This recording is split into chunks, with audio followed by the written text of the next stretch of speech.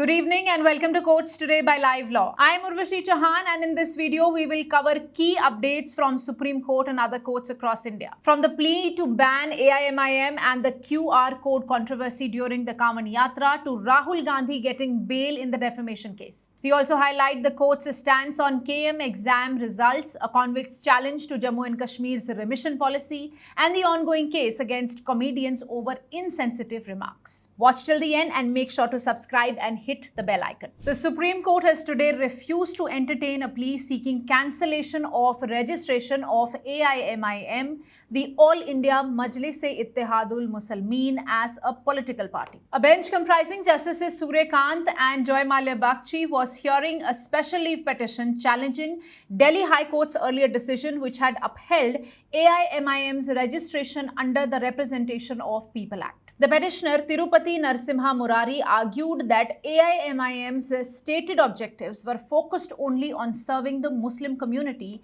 which he claimed violated the principle of secularism. Advocate Vishnu Shankar Jain, appearing for the petitioner, said that as per Section 29A of the RP Act, a political party must uphold secularism and claimed that AIMIM's constitution does not do so. But the Supreme Court was not convinced. Justice Kant pointed out that AIMIM's constitution mentions working for all backward classes educationally and economically, not just Muslims. He added that minorities have certain rights under the constitution. The party manifesto says that it will work to protect those rights, and that in itself is not unconstitutional. Jain then countered, saying that AIMIM also talks about promoting Islamic education and questioned if a party with a Hindu name promoting Vedas would be allowed. To this argument, Justice Kant replied, saying that if the Election Commission objects to Vedas, go to the right forum. There is no ban on reading religious literature. The law will protect you. The court emphasized that unless a party is doing something against the constitution, like promoting untouchability or hatred,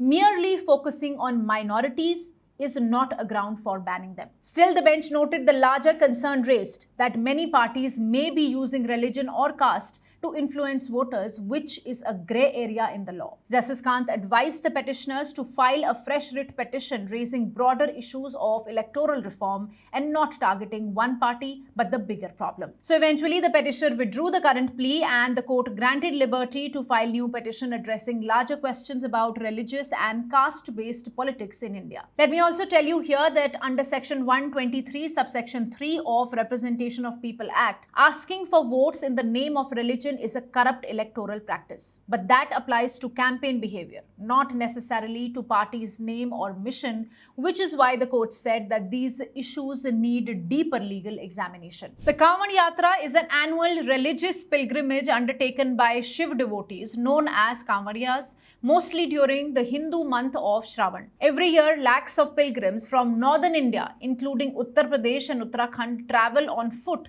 to collect holy water from Ganga and offer it at Shiv temples in their hometowns. This yatra, known for its scale and devotion, has now made headlines not for religious reasons, but for controversial government directives. The governments of Uttar Pradesh and Uttarakhand have directed that food sellers along the Kanwar route must display QR codes on their banners.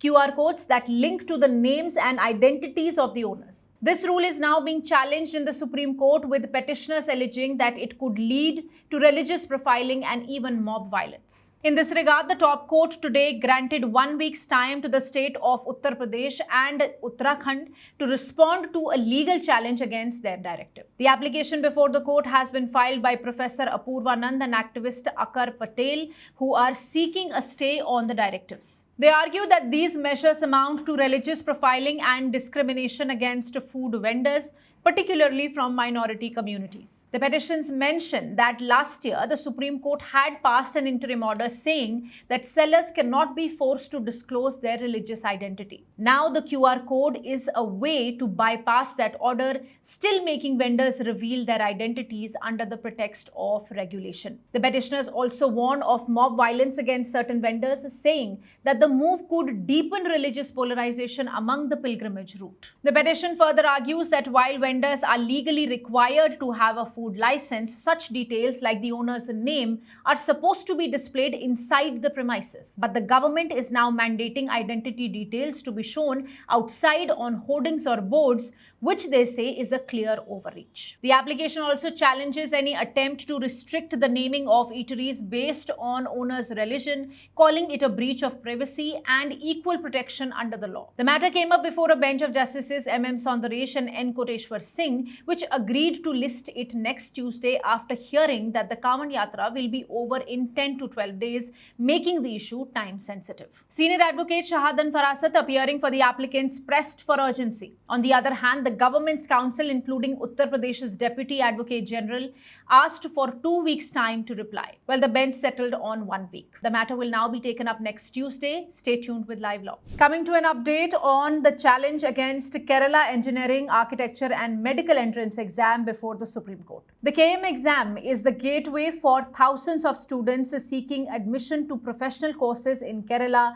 each year. But this year's results have landed in court, with students challenging last-minute changes made to the way their marks were standardized. Today, a bench of Justice P.S. Narasimha and Justice A.S. Chandrorkar was hearing a special leave petition filed by students challenging the Kerala High Court's decision to set aside the 2025 exam results. At the heart of the dispute is a change in the mark standardization formula, a move made by the Kerala government after the exam process had already begun. Originally, the weightage for mathematics, physics and chemistry was set in the ratio of 1:1:1, but on the day of releasing the rank list, the state changed it to 5:3:2, significantly altering how ranks would be calculated. This amendment also removed the earlier weightage given to CBSE and ICSE students. The petitioners, represented by Advocate Prashant Bhushan, are mostly students from the Kerala State Board. They argue that the change to the mark formula was meant to correct an existing disparity that disadvantaged state board students,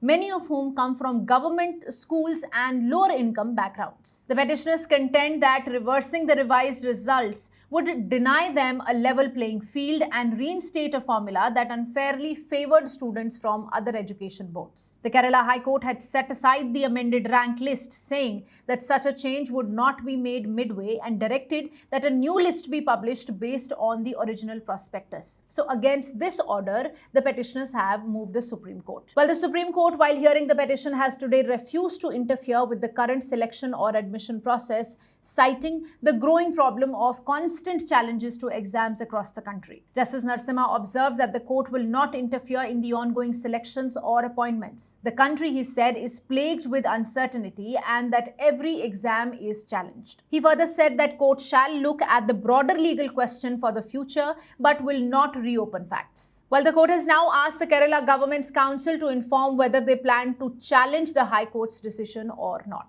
The matter will be taken up again tomorrow. Stay tuned. Moving ahead, the Apex Court has allowed a live convict to challenge a rule in Jammu and Kashmir Prison Manual 2022, which disallows premature release of any convict linked to terrorist crimes. A bench of Justice Ehsanuddin Ramanullah and Justice S.V.N. Bhatti permitted the petitioner to file an amended interlocutory application, since his original petition only sought premature release and did not directly challenge the policy itself. The petitioner, represented by senior advocate Colin Gonsalves, has already spent nearly 25 years in jail. He was convicted in 2010 under the Ranbir Penal Code and the Indian Arms Act for murdering surrendered militants who were allegedly working as informers for Indian Army. Gonsalves argued that no TADA charges were applied during the trial and that there was no finding by the court that the act was terrorist in nature. But the additional Solicitor General K.M. Nataraj said that denial of remission was based on the nature of the offence, which involved illegal arms and an intention to spread fear, factors often associated with terrorism even if formal charges were not framed under the anti-terror laws. Justice Amanullah remarked that even without TADA, the remission policy is separate and that the intent behind the crime, such as creating fear to stop people from cooperating with the law, can still be considered a terrorist act in spirit. Gonsalves responded that the trial court made no such finding and that this connection to terrorism is not part of the official judgment. But the bench made it clear that unless the policy itself is challenged, it would not consider the request for early release. Eventually, the court passed an order allowing the petitioner to amend his plea and formally challenge the policy, stating that it may be unconstitutional. The court posted the matter after 2 weeks. The petitioner's original writ under Article 32 seeks release based on having already spent nearly 25 years in prison.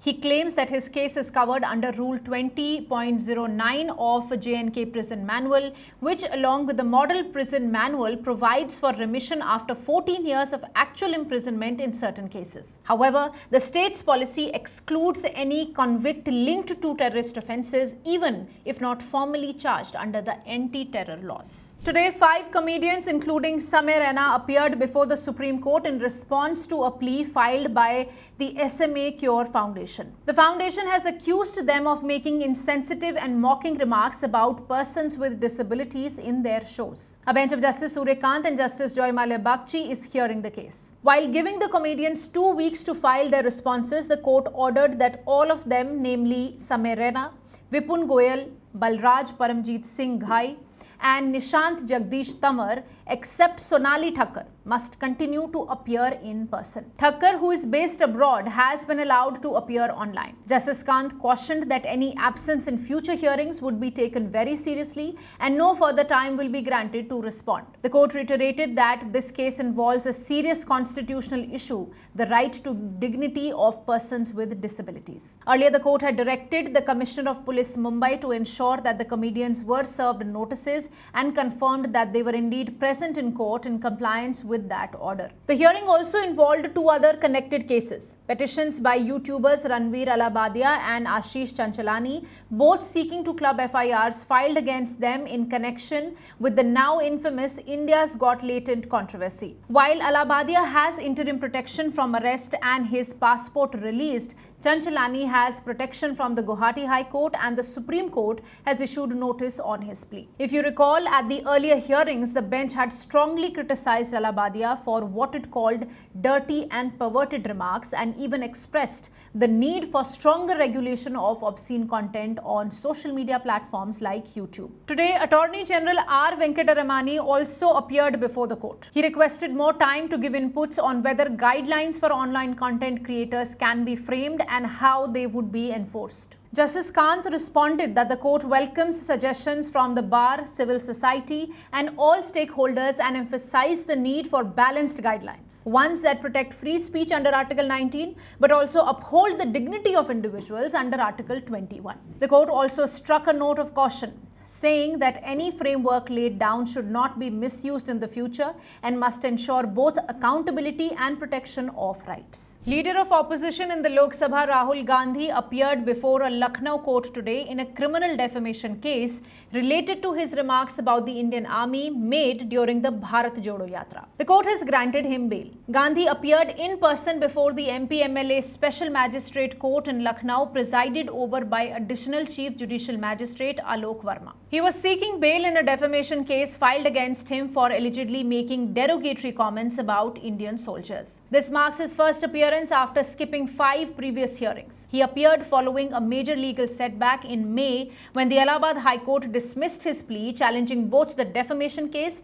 and the summons issued earlier by the trial court. This case was filed by former Border Roads Organization Director Uday Shankar Srivastava. It pertains to Gandhi's statements made on 16 December 2022 during the Bharat Jodo Yatra following a clash between Indian and Chinese troops in Arunachal Pradesh in December 2022. According to the complaint, Gandhi repeatedly claimed that the Chinese army was thrashing Indian soldiers and accused the Indian media of not raising questions about it. The remarks the complainant alleges were defamatory to the Indian army and damaging to national morale. In May this year, Justice Subhash Vidyarthi of the Allahabad High Court rejected Gandhi's challenge to the case. The court clarified that while Article 19(1)(a) of the Constitution guarantees freedom of speech, It is not absolute and does not include the right to make statements that are defamatory to any person or to the Indian Army. Well, with the bail granted, the case will now proceed in the trial court. But the legal and political implications are far from over, once again raising the question of how far free speech can go, especially when it concerns national institutions like the armed forces. In a key development in the CSR Funds Scam case, the Supreme Court has dismissed a plea challenging removal of retired Kerala High Court Judge Justice C.N. Ramchandran Nair's name from the list of accused. The court made it clear that it will not entertain what it viewed as a plea lacking substance and possibly motivated by vengeance. A bench of Justices Vikram Nath and Sandeep Mehta refused to interfere with the Kerala High Court order which had directed the investigating officer to remove Justice Nair's name from the list of accused in the ongoing probe into CSR Funds Scam. The petition was filed by an organization called Joint Voluntary Action for Legal Alternatives, which questioned the High Court's decision to drop the retired judge's name from the case. The controversy involved National NGO Confederation, which allegedly cheated over 200 NGOs and individuals out of crores of rupees. They claimed to supply goods like laptops, appliances and vehicles at subsidized rates, saying that they were funded by private companies' CSR allocations. One such complaint came from Angadipuram Kisan Service Society, which alleged